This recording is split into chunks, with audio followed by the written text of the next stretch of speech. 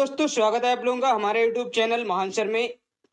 दोस्तों, हम दिल्ली सल्तनत काल पढ़ रहे थे, मिडाइवल हिस्ट्री पढ़ रहे थे, जिसमें हमने गुलाम वंश को पढ़ लिया है, हमने खिलजी वंश को भी पढ़ लिया है। और आज जो हम पढ़ने वाले हैं वो एक अलग ही वंश है। आज का जो वंश है वो है तुगलक वंश, जो कि आपका क्या है, दिल्ली सल्तनत पे कार मतलब दिल्ली सल्तनत जब आपका चल रहा होता है ना, तो दिल्ली सल्तनत में मैंने आपको बताया था 5 वंश आपके क्या हैं, रूल करते हैं। तो सबसे पहला जो आपका वंश आता है वो आपका गुलाम वंश आता है। गुलाम वंश को हमने पूरा पढ़ लिया था। फिर उसके बाद खिलजी वंश आता है, उसको भी हमने पूरा पढ़ लिया है। अब जो हमारा नेक्स्ट जो वंश आया है वो तुगलक वंश है, जो कि खिलजी वंश के बाद आता है। तो इसको हम बहुत ही अच्छे से पढ़ने वाले हैं। तो सबसे पहले तो मैं आप लोगों को ये चीज बता देता हूँ कि ये जो तुगलक वंश है ये 1320 से लेके 1414 तक रहा था। और ये जो दिल्ली सल्तनत है उस पे सबसे लंबा शासन करने का काल कहा जाता है। अगर किसी भी वंश ने सबसे लंबा दिल्ली सल्तनत पे कार्य किया है या शासन किया है तो वो आपका तुगलक वंश है। सबसे लंबा शासन काल इनका रहा है।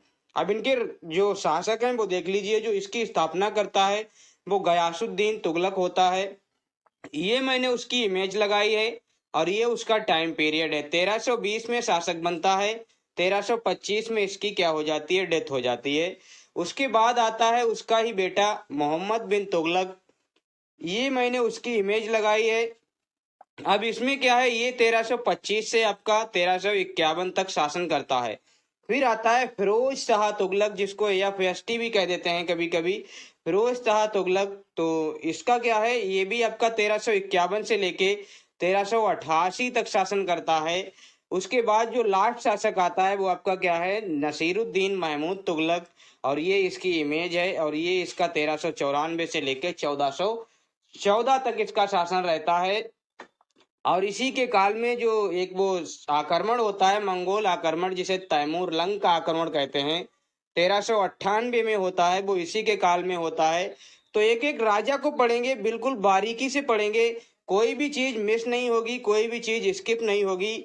हर एक चीज इसमें आपको कंप्लीट मिलेगी। कोई भी क्वेश्चन अगर आप उठाएंगे, किसी भी आप क्वेश्चन को देख लेंगे, अगर गुलाम वंश का है या आपका तुगलक वंश का है या आपका खिलजी वंश का है, तो यहाँ से वो सारे के सारे बन रहे होंगे। और कुछ अगर नहीं भी बन रहे हैं तो फिर आप अगर इतना पढ़ चुके हैं तो आप इसके आइडिया से वो क्वेश्चन लगा सकते हैं। मैं इतना दावे के साथ कह सकता हूं। तो स्टार्ट करता हूं। और स्टार्ट करने से पहले आप लोगों से गुजारिश है, अगर आप लोगों ने हमारे चैनल को सब्सक्राइब नहीं किया है तो सब्सक्राइब कर लें और बेल आइकन को प्रेस कर लें, ताकि वीडियो की नोटिफिकेशन मिलती रहे। और वीडियो को लाइक कर दें। तो शुरू करते हैं। गयासुद्दीन तुगलक, सबसे पहले जो स्टार्ट करते हैं गयासुद्दीन तुगलक से। क्यों? क्योंकि यही क्या है, तुगलक वंश का स्थापना करता है। तुगलक वंश की अगर कोई स्थापना करता है तो वो गयासुद्दीन तुगलक करता है। इसका जो टाइम पीरियड है वो 1320 से लेके 1325 एडी तक है, यानी इकाई तक है। और इसकी कुछ उपाधियां मिलती हैं। उपाधियां क्या है, ये प्रथम सुल्तान था जिसने गाजी की उपाधि धारण की थी। अब गाजी की उपाधि और प्रथम सुल्तान, सर आपने तो बताया था कि महमूद गजनबी ने मतलब ये गाजी की उपाधि धारण की थी और वो पहला सुल्तान था। हाँ, मैंने ये तो बताया था, लेकिन वो भी पहला सुल्तान था, ये भी पहला सुल्तान है। तो फिर आप बार बार पहले की बात क्यों कर रहे हो? पहले की बात इसलिए कर रहे हैं, ये है आपके दिल्ली सल्तनत का पहला ऐसा शासक जिसने कि आपका क्या है, ये गाजी की उपाधि धारण की है। और वो जो महमूद गजनबी था वो पहला आपका तुर्की आक्रमणकारी था, पहला ऐसा अफगानी आक्रमणकारी था जिसने आपकी क्या है, गाजी की उपाधि धारण की थी। तो ये बात और वो बात दोनों में फर्क है। ये एक दिल्ली वंश का है, मतलब गुलाम मतलब दिल्ली वंश बोले तो दिल्ली सल्तनत काल का है जो प्रथम गाजी है। अब इसकी एक और उपाधि मिलती है, मलिकुल गाजी। इसने मलिकुल गाजी क्यों से कहा गया, क्योंकि इसने मंगोल विजय पाई थी, इसने मंगोलों को हराया था। और मंगोल विजय के बाद इसको मलिकुल गाजी कहा गया है, मालिकुल गाजी। तो अब ये क्या था, अलाउद्दीन जो खिलजी था उसका सेना सेना में रहता था। ये अलाउद्दीन खिलजी की सेना में रहा था, क्योंकि अभी जो हमने वंश पढ़ा वो अलाउद्दीन खिलजी का ही तो पढ़ा था ना। तो ये उसकी सेना में भी रहा था। इसने सर प्रथम दक्षिण राज्य वारंगल को जीता था। किसने? आपके गयासुद्दीन ने सबसे पहला जो राज्य आपका जीता था वो दक्षिणी राज्य जीता था और वारंगल को जीता था, वारंगल को। फिर देवगिरी, देवगिरी महाराष्ट्र पर भी इसने नियंत्रण किया और वहां पे नियंत्रण के लिए इसने मोहम्मद बिन तुगलक को नियुक्त कर दिया था। उस पे मतलब कंट्रोल कर लिया उसको और मोहम्मद बिन तुगलक को वहां पे बिठा दिया कि अब यहाँ का शासन आप संभालिए। और मोहम्मद बिन तुगलक तो इसका बेटा ही था। तो अगर आपसे पूछा जाए कि शासन करने से पहले मोहम्मद बिन तुगलक कहाँ का मतलब एक तरीके से नियंत्रण करता था या एक तरीके से क्या बोलते हैं जैसे गवर्नर नहीं बोलते हैं, तो वो कहाँ का गवर्नर था? तो वो देवगिरी का गवर्नर था आपका मोहम्मद बिन तुगलक। ये भी अगर क्वेश्चन आपका बनता है तो ये हो सकता है। अब इसने क्या किया है, नहरों का निर्माण कराया है, डाक व्यवस्था इसने स्टार्ट कराई थी। किसने? गयासुद्दीन तुगलक ने बड़े इंपॉर्टेंट काम किए हैं। नहरों का निर्माण, डाक व्यवस्था शुरू कराने वाला प्रथम शासक था जिसने डाक व्यवस्था और नहरों का निर्माण कराया था। अब ये नहरों का निर्माण देखो आपका फिरोज शाह तुगलक भी कराएगा, वो 5 नहरें निकलवाएगा, लेकिन शुरुआत कौन कराता है? गयासुद्दीन तुगलक कराता है। तो ये बात याद रखना। इसने पुल निर्माण कार्य भी कराया था, ब्रिज भी बनवाए थे इसने, नगर निर्माण कार्य भी कराए थे। जैसे तुगलक ने क्या बनवाया है, गयासुद्दीन तुगलक ने तुगलकाबाद बनवाया है और 56 कोट दुर्ग भी बनवाया है। ये रोमन शैली में है 56 कोट दुर्ग। 56 कोट दुर्ग आपका क्या है, ये रोमन शैली में है। और इसने क्या किया था, जो अलाउद्दीन था, अलाउद्दीन द्वारा चलाई गई जो होलिया और घोड़ा दागने की प्रथा थी, इसने उसको और प्रभावशाली बना दिया था। क्या कर दिया था? और भी इसको एक्सटेंस कर दिया था और भी एक तरीके से उसमें क्या कह सकता हूं मैं, सुधार कर दिया था। जैसा कि अलाउद्दीन ने तो बहुत अच्छा करियर किया ही था, लेकिन इसने उसमें और थोड़ा अच्छा करके दिखाया था। तो इसमें अगर पूछा जाए कि अलाउद्दीन की जो होलिया और दाग प्रथा है उसको किसने कंटिन्यू रखा था, तो वो आपका इसी ने रखा था और बड़े अच्छे ढंग से इसको कंटिन्यू किया था। अब आगे बढ़ते हैं, आगे इसकी देखते हैं कुछ और काम है। जैसे इसने दान की जो भूमि खालसा होती है ना, उसको वापस लेना शुरू कर दिया था। क्या कर दिया था? वापस लेना शुरू कर दिया था। और यही बात इसके लिए बड़ी घातक साबित होती है। यही चीज इसको मतलब इसके शासन को लेके डूब जाती है। क्या इसने जो दान की भूमि खालसा थी, हालांकि अलाउद्दीन खिलजी भी ऐसा काम करता है, जो दान की भूमि खालसा है उसको लेने की कोशिश करता है, लेकिन वो जो निजामुद्दीन औलिया होते हैं उनसे भिड़ना नहीं चाहता है और कह देता है जाइए आपको मैंने छोड़ दिया। और बल्कि आपको नहीं, बल्कि छोड़ तो जो निजामुद्दीन औलिया ने उसको दिया था, अगर सही मायनों में देखा जाए तो इसने वापस लेना शुरू कर दिया। और जब वापस लेना शुरू कर दिया तो ये आपके निजामुद्दीन औलिया थे, इनके पास तो दान की ही भूमि थी, क्योंकि इनकी खुद की तो भूमि होती नहीं थी। ये दान की भूमि पे अपना एक मतलब वो क्या बोलते हैं, खानका बना के रहते थे। तो इनसे भी वो भूमि को छीनने की कोशिश करता है, कहता है ये जगह खाली करो और आप आज ही दिल्ली से यहाँ से निकल जाइए। लेकिन उसी टाइम पे आपका क्या हो जाता है, उसी टाइम पे एक बंगाल विद्रोह होता है। बंगाल विद्रोह होता है 1325 में होता है, सेम टाइम पे जब ये खालसा भूमि की एक तरीके से वापसी कर रहा था और निजामुद्दीन औलिया से इसका विवाद हो जाता है, उसी टाइम पे इसका बंगाल विद्रोह हो जाता है। बंगाल विद्रोह क्योंकि वहां पे कौन था, वहां पे मतलब था कोई नहीं, क्योंकि मोहम्मद बिन कासिम तो आपका मोहम्मद बिन तुगलक तो वहां पे था देवगिरी में। तो वहां पे इसका विवाद हो जाता है, विद्रोह हो जाता है। और जो विद्रोह होता है बंगाल में, तो इसका दमन करने के लिए खुद जाता है, दिल्ली से बंगाल तक गया था इसका दमन करने के लिए। कहाँ गया था? दिल्ली से बंगाल तक। जब ये दिल्ली से बंगाल गया और जब वापस आ रहा था, क्योंकि वापस भी तो आएगा दमन करके, जब वापस आ रहा था तो निजामुद्दीन औलिया ने इससे कहा था कि बेटा दिल्ली अभी दूर है। क्या कहा था? हनूज हनूज दिल्ली दूर है। तो इसका मतलब यही होता है कि अभी दिल्ली बहुत दूर है, क्योंकि ये जब बंगाल में होता है तो वहीं से ये जब ये जीत जाता है बंगाल में, बंगाल को विजित कर लेता जाके, तो वहीं से ऑर्डर कर देता है निजामुद्दीन औलिया से, कहता है कि जब तक मैं दिल्ली पहुंचूं आप दिल्ली से निकल जाना, आप दिल्ली में दिखने नहीं चाहिए। लेकिन निजामुद्दीन औलिया उसी टाइम पे एक वाक्य बोल के जाते हैं, बोलते हैं कि अनुज दिल्ली दूर है, तभी दिल्ली बहुत दूर है बेटे। और बिल्कुल ऐसा ही होता है कि दिल्ली उसके लिए वाकई में बहुत दूर होती है और 1325 में ही उसकी क्या हो जाती है, मृत्यु हो जाती है। कैसे मृत्यु होती है उसकी? दिल्ली वापसी के, जब वो दिल्ली वापसी कर रहा होता है तो वापसी के स्वागत में क्या होता है, तुगलकाबाद के पास जूना खां, जिसका नाम है मोहम्मद बिन तुगलक, उसने एक लकड़ी का महल बनवाया था, उसमें दब के इनकी मृत्यु हो जाती है। क्या है?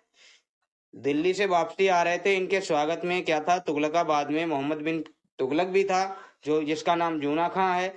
तो जूना खां के द्वारा एक महल बनवाया गया था, लकड़ी का महल, जिसको जूना खां महल भी बोलते हैं और लकड़ी का महल भी बोलते हैं। तो वहीं पे दबकर इसकी मृत्यु हो जाती है गयासुद्दीन की। तो गयासुद्दीन का इस तरह से क्या होता है, चैप्टर क्लोज होता है। और ये जो गयासुद्दीन है, इसका जो मकबरा है वो दिल्ली में बना हुआ है। कहाँ बना हुआ है? दिल्ली में इसका मकबरा बना हुआ है। तो ये बात आप याद रखना। मकबरे की मैं एक मतलब सेपरेट वो बना दूंगा एक तरीके, एक तरफ मकबरे होंगे, एक तरफ उनका स्थान होगा, और किसने बनवाया ये भी होगा। तो बिल्कुल फिक्र नहीं करना है। आगे बढ़ते हैं। आगे क्या है, मोहम्मद बिन तुगलक आता है। क्यों? क्योंकि अब गयासुद्दीन तुगलक का तो चैप्टर क्लोज हो गया। अब मोहम्मद बिन तुगलक जो आता है, ये 1325 से लेके 1351 तक शासन करने वाला है। बहुत अच्छा शासक था, बहुत टैलेंटेड शासक था, लेकिन इसकी कुछ नीतियां ऐसी हो जाती हैं। कभी कभी होता है कि कोई बहुत टैलेंटेड होता है, बहुत मतलब विद्वान होता है, लेकिन उसकी नीतियां समझ में नहीं आती हैं लोगों की, या वो कोई भी पॉलिसी चलाता है तो वो चल नहीं पाती है, कोई भी कार्य करता है तो सही ढंग से इम्प्लीमेंट नहीं हो पाता है, और उसकी वजह से उसे असफलताएं मिलती रहती हैं। लेकिन वो शासक बहुत बुद्धिमान था, बहुत टैलेंटेड था, बड़े बड़े अच्छे काम करने की कोशिश भी की, लेकिन किस्मत की वजह से क्या होता है कि कुछ हो नहीं पाता है। कभी कभी होता है कि आप बहुत कुछ करते हैं और कुछ भी नहीं होता है, ऐसा होता है।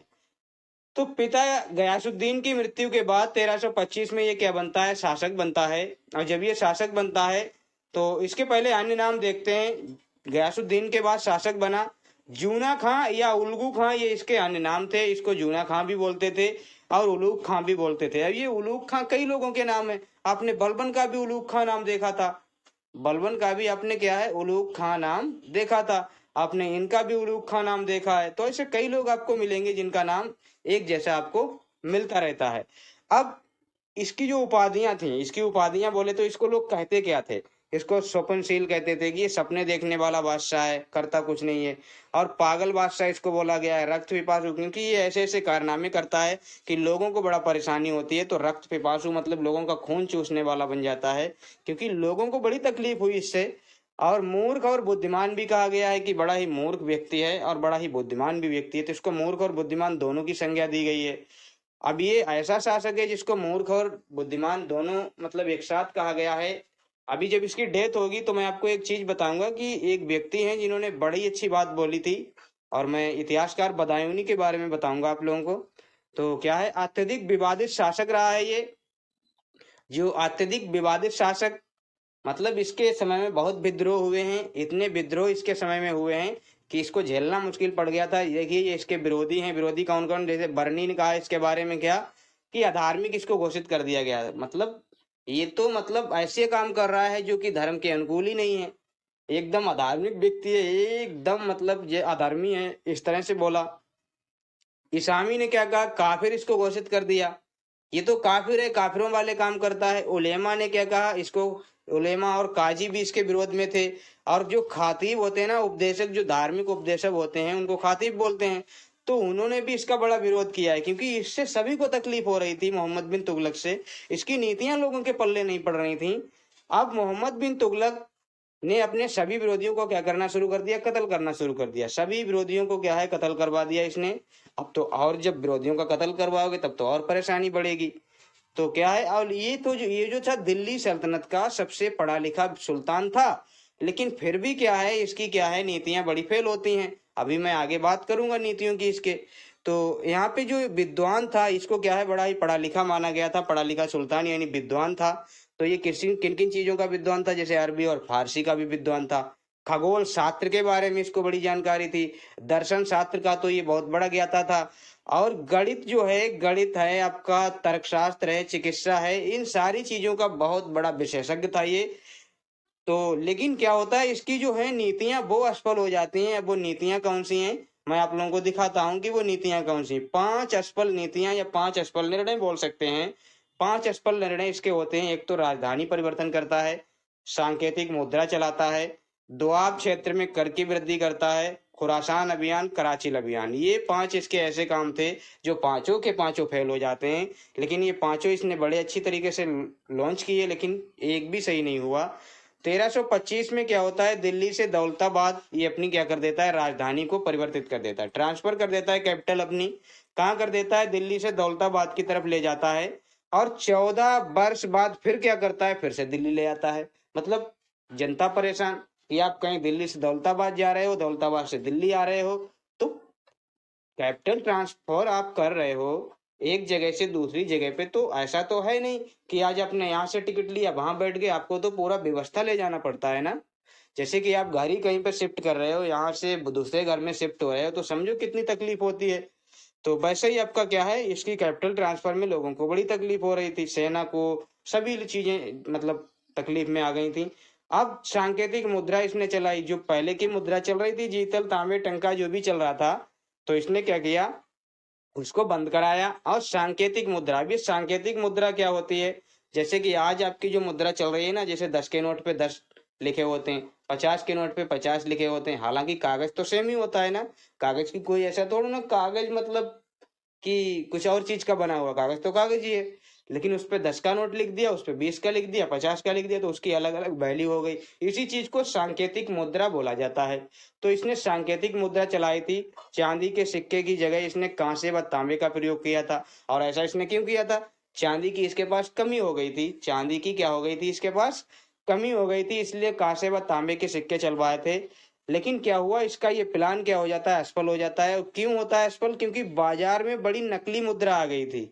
क्या है, नकली मुद्रा, फेक मुद्रा बाजार में आ जाने से इसकी जो मुद्रा थी, ये मुद्रा जो मतलब एक तरीके से इसने स्टार्ट की थी, ये फेक मुद्रा के आने से इसका ये कॉन्सेप्ट क्या होता है, बड़ी नुकसान इसको होते हैं। और बड़ी मतलब एक तरीके से धांधली होने लगती है मार्केट में, बड़ा ही एक तरीके से भ्रष्टाचार होना शुरू हो जाता है। बाद में इसने सोने व चांदी के क्या कर दिए थे, टंके जारी कराना फिर से शुरू कर दिए थे। अब ये जो सांकेतिक मुद्रा का कॉन्सेप्ट है, ये चीन के कुबलई खान से आया था और ईरान के कैरबूस से आया था। ईरान में एक व्यक्ति था कैरबूत और चीन में एक व्यक्ति था कुबलई खान। तो ये कुबलई खान ने क्या है, ये सांकेतिक मुद्रा का कॉन्सेप्ट दिया था। तो यहाँ पे मैंने यहाँ से ये क्या है कनेक्ट करके आप लोगों को लिखा है कि सांकेतिक मुद्रा का जो कॉन्सेप्ट है वो चीन के कुबलई खान से आया है।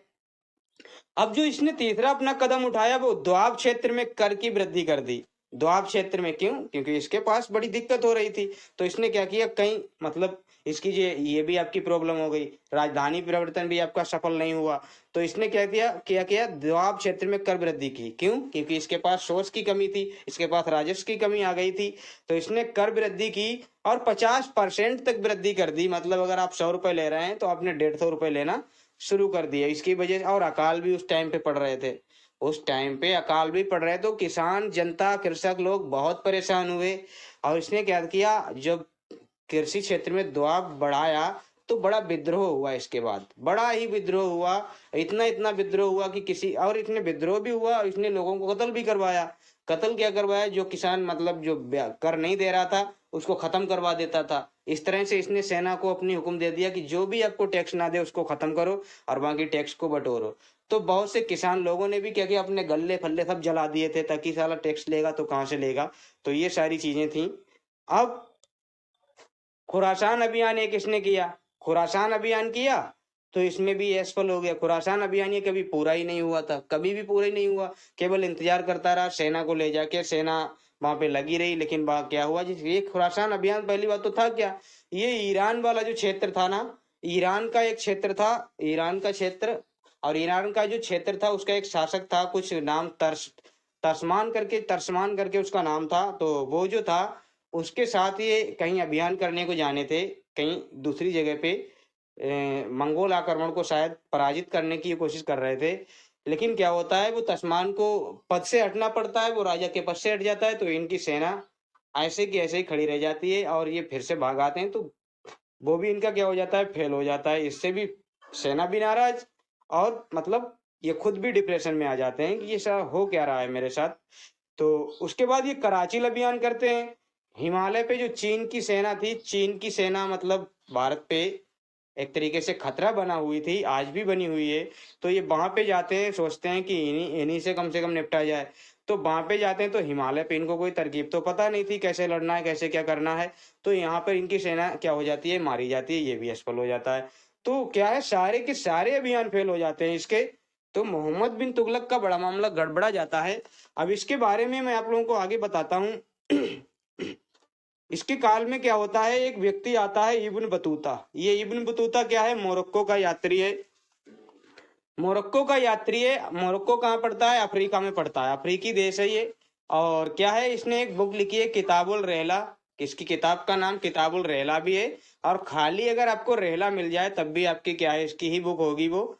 किताबुल रहला 1333 में ये आता है, और दिल्ली का काजी बनता है इसको 1342 में। मोहम्मद बिन तुगलक दिल्ली का काजी बना देता है। कौन बनाता है इसको? मोहम्मद बिन तुगलक इसको दिल्ली का काजी बना देता है। अब मोहम्मद बिन तुगलक ने इसको दिल्ली का काजी बनाया। कृषि सुधार के कार्य किए तो मोहम्मद बिन तुगलक ने क्या क्या कार्य किए एक बार देख लीजिए। इसने एक विभाग बनाया दीवाने कोही। दीवाने कोही ये क्या था? ये कृषि से रिलेटेड आपका क्या था, एक विभाग था दीवाने कोही, जिसमें क्या था, अमीने कोही इसका प्रमुख होता था। क्या था? अमीने कोही क्या होता था, इसका प्रमुख होता था। अब यहाँ पे फसल चक्र प्रणाली इसने शुरू की। फसल चक्र बोले तो जैसे कि एक साल में एक फसल नहीं होगी, कई एक फसलों को इसने बढ़ावा देना शुरू कर दिया था। एक बार में मतलब 2 महीने में ये फसल करो, फिर ये फसल करो, फिर ये, मतलब एक साल में कई एक फसलें करना, वही फसल चक्र कहलाता है। अकाल संहिता मकाल, अकाल जो आता था उसके लिए इसने एक अकाल संहिता बनवाई थी। अकाल संहिता बोले तो फेमिन कोड इसने एस्टेब्लिश किया था कि मतलब जब भी कभी अकाल पड़ेगा तो उसके लिए ये व्यवस्थाएं हमको करनी पड़ेंगी। मतलब हर चीज का एक विधिवत एक लिखित होता है ना, तो वो उसने बनाया था कि अगर कभी भी ऐसा होता है तो हमको क्या क्या चीजें करनी रहती हैं, वो चीजें हमको करना होंगी। तकावी ऋण, लोन पे ऋण भी मिल जाता था यहाँ पे। मतलब व्यवस्था तो बड़ी अच्छी थी, लेकिन लोगों को बड़ा परेशान इसने कर दिया था। व्यवस्थाएं अच्छी भी थी लेकिन लोग परेशान थे। तो ये भी होता है, कभी कभी अच्छी व्यवस्थाएं होती हैं तो लोग वैसे भी परेशान हो जाते हैं। अब यहाँ पे देखिए जो मैंने कुछ विभाग हैं उनको लेके आया हूँ, जैसे कि बलबन का आपका दीवाने अर्ज है जो कि सैन्य विभाग है। अब इनसे बहुत क्वेश्चन पूछा जाता है, तो ये मैं एक बार में सभी के सभी जितने भी दिल्ली सल्तनत कंप्लीट होने दो, जितने भी विभाग हैं सबके एक स्लाइड में बना दूंगा और सारी की सारी चीजें आपको समझा दूंगा। क्या है? बलबन दीवाने अर्ज सैन्य विभाग था। बलबन का ही एक विभाग था बरीदे ममालिक, जिसको गुप्तचर विभाग बोला जाता था। अब एक जलालुद्दीन का भी विभाग होता है जिसको दीवाने बकूफ कहते हैं, यानी इसको व्यय विभाग कहते हैं। व्यय विभाग जिसको कहते हैं, एक्सपेंडिचर आपका जो डिपार्टमेंट होता है वो होता है। अलाउद्दीन खिलजी ने भी आपके 2 विभाग बनवाए थे, दीवाने मुस्तकराज जो कर विभाग था, टैक्स को वसूलता था, और दीवाने रियासत जो आर्थिक विभाग था, मतलब एग्रीकल्चर से संबंधित आपका विभाग था, इकोनॉमिक्स से संबंधित आपका विभाग था। तो ये भी आप याद रखना, ये विभाग हैं। अब आगे बढ़ते हैं, आगे देखते हैं कि जो अन्य फैक्ट हैं इब्न मतलब जो मोहम्मद तुगलक है इसके बारे में। अब इसके काल में क्या होता है, सर्वाधिक विद्रोह हमने पहले ही बताया था इसके काल में होते हैं। अब सर्वाधिक विद्रोह में एक तो आपका 1336 में क्या होता है, हरियर और बुक्का ने विजयनगर की स्थापना की थी। और जब ये विजयनगर की स्थापना कर दी थी तो ये क्या होते हैं, इनको क्या करते हैं, एक तरीके से चैलेंज कर देते हैं। किसको? मोहम्मद बिन तुगलक को क्या कर देते हैं, चैलेंज कर देते हैं। क्योंकि जो हरियर और बुक्का थे ना, ये मोहम्मद बिन तुगलक की सेना में थे, मोहम्मद बिन तुगलक की ही सेना में थे। और मोहम्मद बिन तुगलक में जब आपको ये पढ़ाऊंगा ना विजयनगर साम्राज्य, उसमें यहाँ पे ये लिंक करके मैं आपको समझाऊंगा कि मोहम्मद बिन तुगलक की सेना में थे, आखिर क्या चीजें घटित हुई थी और कैसे विजयनगर साम्राज्य आया था। आगे मैं ये पढ़ाने वाला हूँ। आगे क्या, जब ये दिल्ली सल्तनत का पीरियड खत्म होता है उसके बाद इसको लूंगा। वैसे तो ये यहीं पे आना चाहिए था, लेकिन इसके बाद में लूंगा और आपको रिलेट करके दिखाऊंगा कि कैसे क्या हो रहा था। तो 1347 में क्या होता है, हसन गंगू जो अलाउद्दीन बहमन शाह होते हैं उनको हसन गंगू बोला जाता है, ये बहमनी साम्राज्य की स्थापना कर देते हैं। तो ये भी एक चैलेंज उसी टाइम पे इसके लिए हो जाता है। और क्या होता है, 1351 में इसकी डेथ हो जाती है ठट्टा वाले स्थान पे सिंध में। तो वहां इसकी क्या हो जाती है, डेथ हो जाती है। तो जब डेथ होती है इसकी डेथ, तो इतिहासकार बदायूनी लिखते हैं अंततः लोगों को उससे और उसे लोगों से मुक्ति मिल गई। तो ऐसी बात बोलते हैं क्योंकि इसने लोगों को बड़ा परेशान कर रखा था और ये खुद भी बहुत परेशान हो रखा था। तो ऐसी बात ये बोलते हैं कौन, इतिहासकार बदायूनी। अब इसके जो गुरु थे किसके, मोहम्मद बिन तुगलक के, तो अलाउद्दीन शेख इसके गुरु थे। पहला शासक था जिसने अजमेर की चिश्ती दरगाह प्लस बहराइच सैयद सालार पर गया था। जो बहराइच की दरगाह है सैयद सालार की, उनकी दरगाह पे गया था। और अजमेर की जो चिश्ती दरगाह है वहां भी गया था। पहला ऐसा शासक था मोहम्मद बिन तुगलक। जैन साधु जो जिन प्रभु सूरी है उनका बड़ा सम्मान किया था इसने।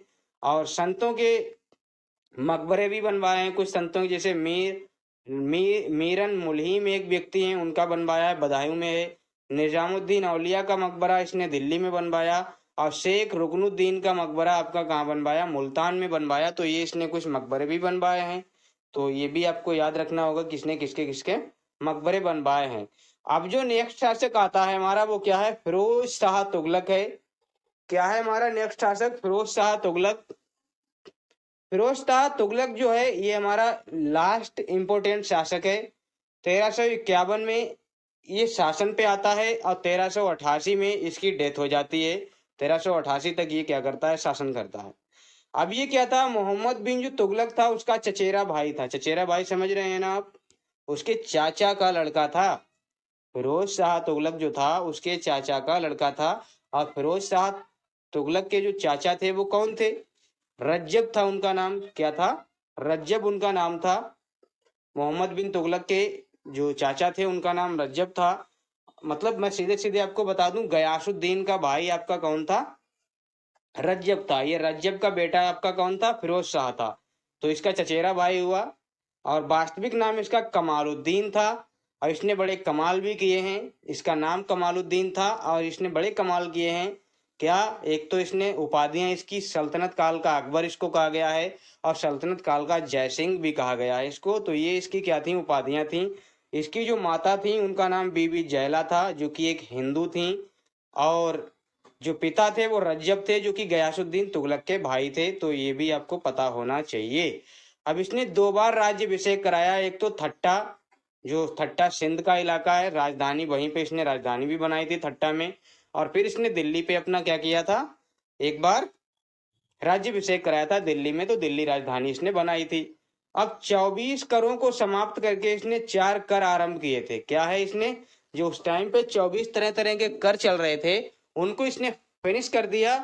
और क्या किया, 4 अलग प्रकार के कर जारी किए, अपना खुद का कॉन्सेप्ट लगाया इसने। एक तो इसने जजिया नामक कर चलाया, जकात, खोसम, खराज। क्या है, इसको आप कैसे याद करेंगे मैं आपको बता ही देता हूँ। इसको सिर्फ सिर्फ कैसे याद कर सकते हैं, जजिया, जकात, खोसम, खराज, ऐसे आप याद कर सकते हैं। जजिया, जकात, खुस्म, खराज, ये 4 कर इसके थे। अब ये जजिया था, ये पहला शासक था जिसने ब्राह्मणों पर जजिया कर लगाया था। ऐसा पहला शासक था। हालांकि ये जजिया कर तो मैंने आप लोगों को बता ही दिया है कि सिंध पे लगता है और वहां पे ये ब्राह्मणों पे नहीं लगता है। किस, ब्राह्मणों पे नहीं लगता है, विकलांगों पे नहीं लगता है और महिलाओं पे नहीं लगता है और बाकी सब पे लगता है जो भी गैर मुस्लिम होते हैं। लेकिन यहाँ पे क्या होता है, ये जजिया कर ब्राह्मणों पर लगा देता है, केवल ब्राह्मणों पर लगाता है।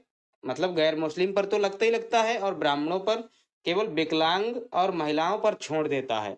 और जो आगे आपका शासक आएगा औरंगजेब, वो सब पे लगा देगा जजिया कर। तो जकात क्या था, जकात आपका क्या था, धार्मिक कर था और ये 2.5% था।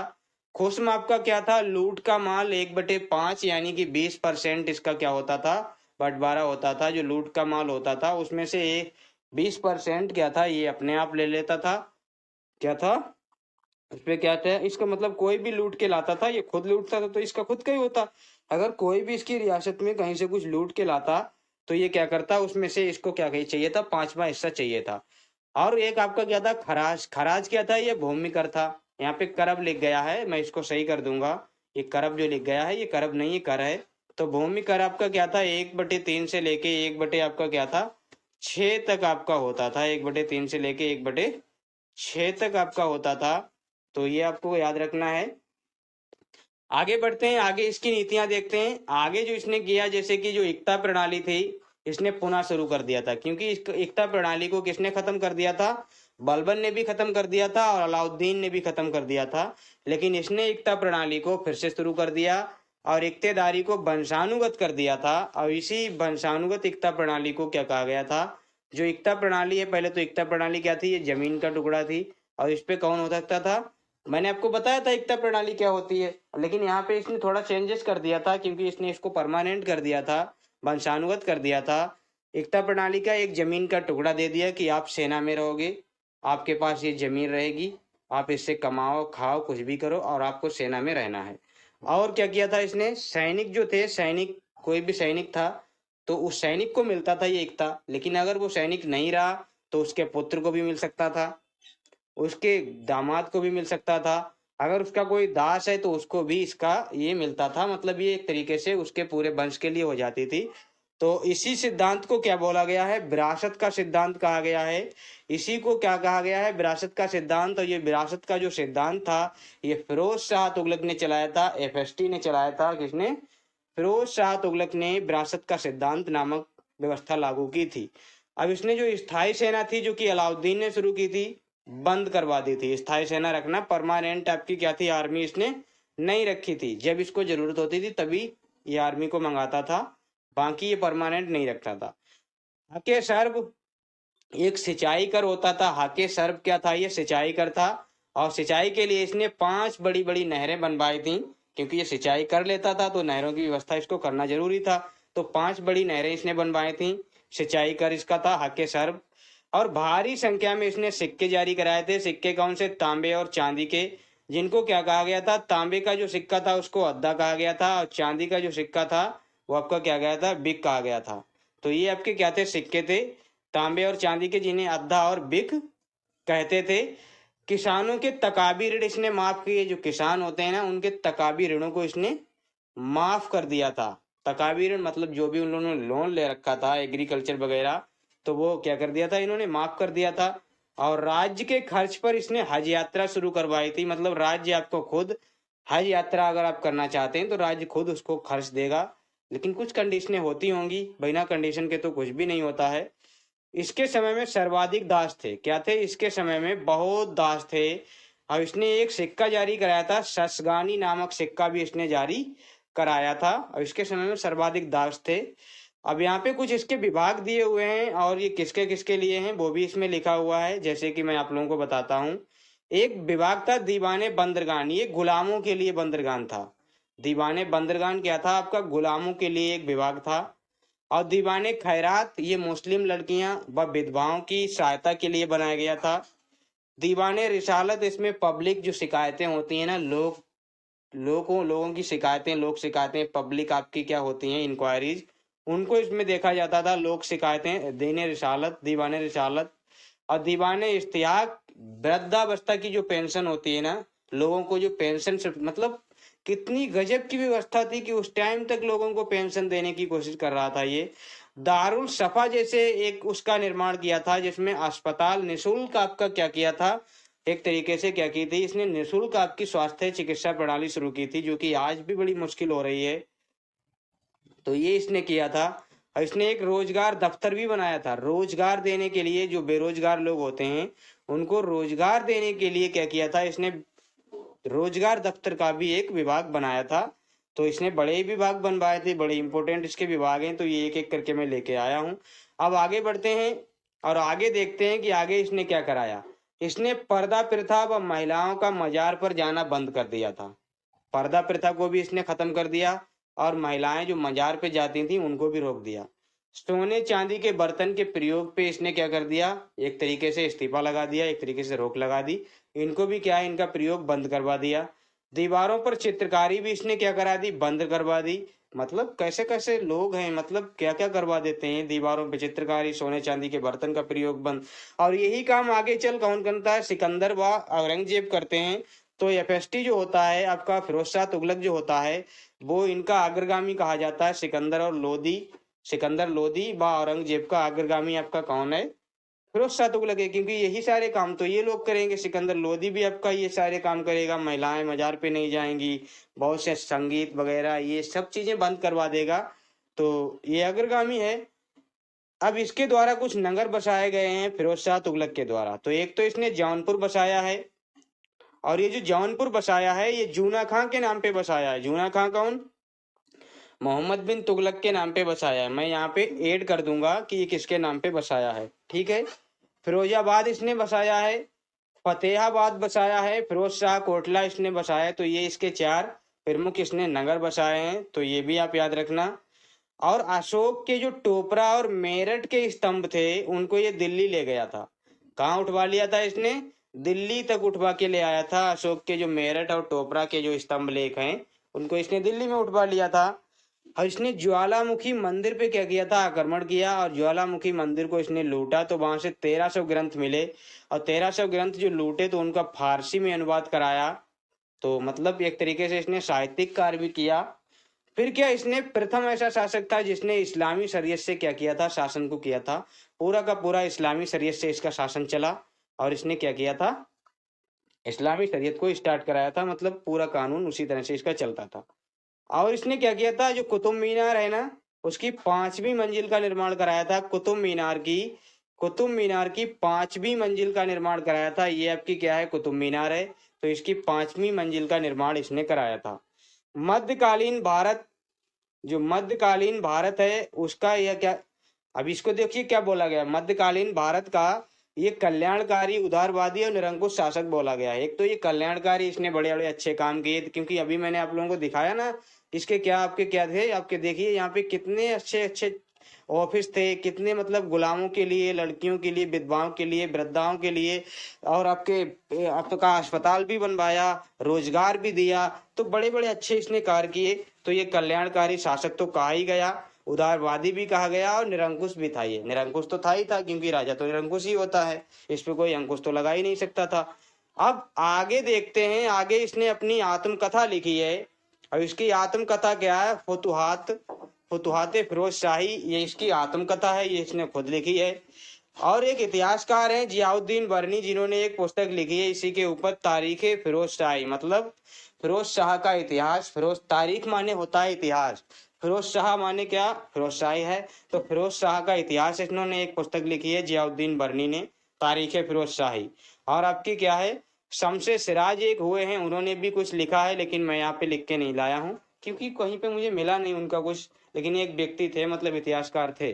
और फिरोज शाह तुगलक की जो मृत्यु होती है वो 1388 में हो जाती है।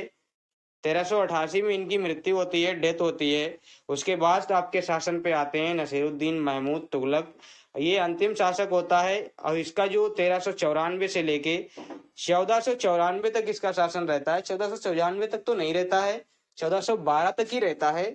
लेकिन मैंने यहाँ पे 1414 इसलिए कर दिया है, क्योंकि बाद में एक आध इम्पोर्टेंट शासक आते हैं, मतलब इम्पोर्टेंट नहीं होते हैं, बिल्कुल भी इम्पोर्टेंट नहीं होते हैं, शासक आते हैं, वो 2 साल तक बड़ी मुश्किल से खींचते हैं। तो मैंने इसी को यहाँ पे दे दिया है। तो ये 1414 तक इसका शासन रहता है। और इसी के काल में तैमूर लंग, जो कि आपका क्या था, मंगोल आक्रमणकारी था, उसने एक तरीके से इस पे क्या किया था, अटैक किया था, कि इस पे भारत पे जो मंगोल आक्रमण होता है तैमूर लंग के द्वारा, तो भारत पे जो तैमूर लंग का आक्रमण होता है वो 1398 में होता है। और एग्जामिनर आपसे पूछता है कि वो किसके काल में किया था, उस समय दिल्ली सल्तनत पे, दिल्ली पे राजा कौन था, दिल्ली पे शासक कौन था, तो नसीरुद्दीन महमूद तुगलक थे उस टाइम पे। और इन्हीं के काल में क्या है, इन्होंने आक्रमण किया था तैमूर लंग ने। और इनका जो सहायक था तैमूर लंग का, वो खिज्र खां था। और यही खिज्र खां क्या करता है, सैयद वंश की स्थापना करता है। और खिज्र खां जिस सैयद वंश की स्थापना करता है वो दिल्ली सल्तनत का प्रथम शिया वंश कहलाता है। प्रथम शिया वंश आपका क्या होता है, एक तरीके से मैं बोलूं तो सैयद वंश होता है। और ये आपका क्या है, मैंने यहाँ पे देखिए, यहाँ पे थोड़ा सा जूम करता हूँ, ये इमेज है, किसकी इमेज है, दिल्ली पे जो तैमूर का आपका आक्रमण होता है, तैमूर का भारत आक्रमण, तो आप देख सकते हैं कि मतलब ये आक्रमण की इमेज है। तो ये दिल्ली पे आक्रमण करता है। तो आज की जो क्लास थी हमारी यहीं तक होने वाली थी। तो क्लास कैसी लगी है आप लोग बताइएगा। अगर क्लास आप लोगों को अच्छी लगी है तो वीडियो को क्या कर दीजिए, लाइक कर दीजिए, और हमारे चैनल को क्या कर लीजिए, हमारे चैनल को सब्सक्राइब कर लीजिए और बेल आइकन को प्रेस कर लीजिए, ताकि वीडियो की नोटिफिकेशन आप लोगों को मिल सके। और अगर आप लोगों को पीडीएफ चाहिए तो पीडीएफ के लिए आप हमारे टेलीग्राम चैनल महान सर को क्या कर सकते हैं, ज्वाइन कर सकते हैं टेलीग्राम चैनल को। और कमेंट कीजिए कि क्लास आपको कैसी लगती है, क्योंकि कमेंट आप करते हैं तभी मुझे अच्छा लगता है कि हाँ कोई है जो पूछ रहा है कि सर ऐसी क्लास है, वैसी क्लास लगी आज तो मजा आ गया। मतलब कमेंट आप करते हैं तो मुझे अच्छा लगता है, और मुझे अच्छा लगता है तो फिर मैं और अच्छे से क्लास को डिजाइन करने की कोशिश करता हूँ। तो मिलते हैं नेक्स्ट वीडियो में, तब तक के लिए धन्यवाद।